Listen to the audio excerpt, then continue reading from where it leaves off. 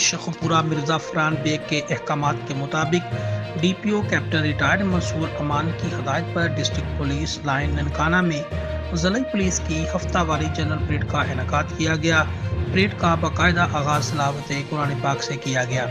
D S P headquarters Masood Batti نے افسرانوں جوانوں سے سلامی لی اور پریڈ کا معائنہ کیا۔ اچھی یونیفارم پہننے والے افسرانوں جوانوں کو شاباش دی۔